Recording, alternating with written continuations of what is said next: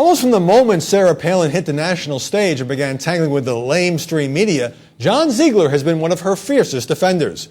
He got her cooperation for a film called Media Malpractice, but now, with an article in the Daily Caller, Ziegler has announced that he's severed ties with the Palin camp and doesn't think she should run for president. And John Ziegler joins me now from Los Angeles. Good morning. What did you mean when you wrote that her tiny and dysfunctional circle is increasingly managed like a CIA field office and she's adopted a bunker mentality and even people loyal to her get tossed under the bus?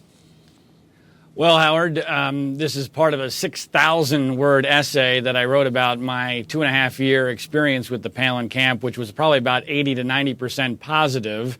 But there were an awful lot of trials and tribulations in that 2.5 years in trying to deal with her camp. And frankly, my theory on the Palin camp is that the media coverage of her almost forced her into a bunker mentality. She had no idea who to trust and frankly had good reason not to trust anybody. So therefore, she only trusted herself, Todd, and maybe a couple of other people. That had positive attributes, but it also has negatives. And when you talk about the way she dealt with you, you couldn't get her to commit to making appearances. You couldn't even get a ticket to go see her at the Tonight Show. You seem to be, and I understand you're not completely a Palin critic now, but you seem to be conceding that her critics have a point about Sarah Palin. Well, no one's perfect, and I think I got a chance to see Sarah Palin, all of her positives and her negatives. Unfortunately, I think what's happened here is that the media coverage that she endured, and my film Media Malpractice certainly documents that, created a situation where she had a horrible set of cards, Howard, and she had to play those cards in a way that allowed for her survival. And this was really what led to the resignation. Most people don't understand the resignation from the governorship of Alaska, which is the main reason why I don't think she should run for president. It's an issue that's absolutely dead on arrival if she were to get the nomination. You don't think she should run for president? You say a presidential run would be suicidal. That's pretty strong language.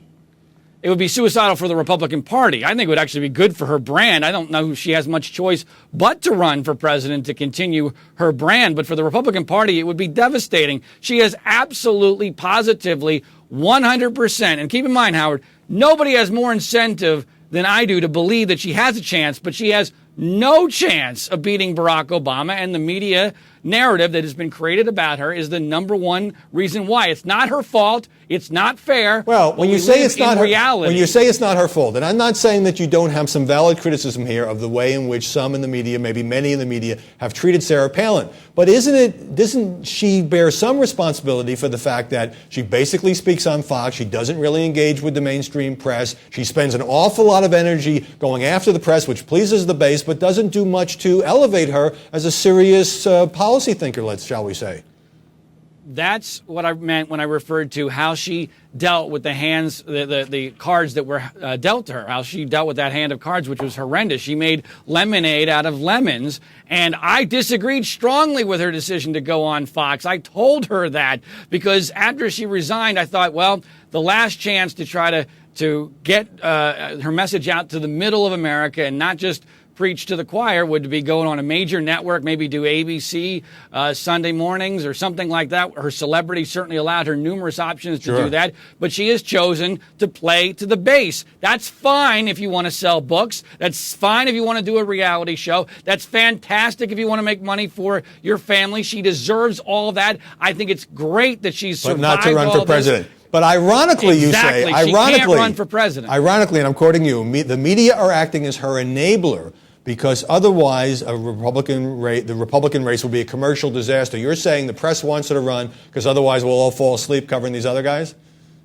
Well, Howard, one of the dirtiest little secrets in ideological media is that both the liberal mainstream media and the conservative media are not only ratings-based, but they don't want their person in power. So what we have here is the liberal media wants another shot at destroying Palin, and she's great for the narrative of the campaign and great for ratings. The conservative media doesn't want to say anything bad about her because they're going to offend millions of Palin fans. I had the guts to do that. Believe me, I'm getting the blowback. It was not a financial decision that I made to come out and tell the truth about this. But I think the conservative media also has a disincentive for Obama to lose, because Obama has been great for business in the conservative media. That's the dirty little secret. So that very few conservative people want to talk commentators about. would rather not have their side hold power because Obama is such a great target for them. Okay, so now you've taken some heat, obviously, from your own side as a conservative. You've made a kind of thrown down a challenge. You'll give $100,000 to any Republican or conservative who does what?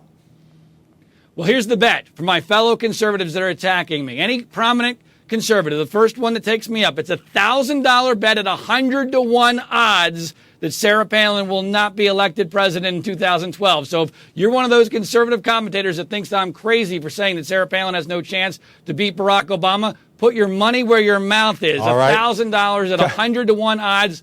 And I'll pay it up if she's ever elected in 2012, which isn't going to happen, unfortunately. Coming up in a break, I need a short answer. You say that because of your defense of Sarah Palin, you've become practically unemployable. Is that right? Well, I'm turning a phrase. It's been a rough ride. I did the right thing in making media malpractice how Obama got elected and Palin was targeted. It's the truth in that documentary. But defending Sarah Palin is not exactly good for trying to be employed, especially here in Los Angeles. Gotta go. The media bias against her is incredible.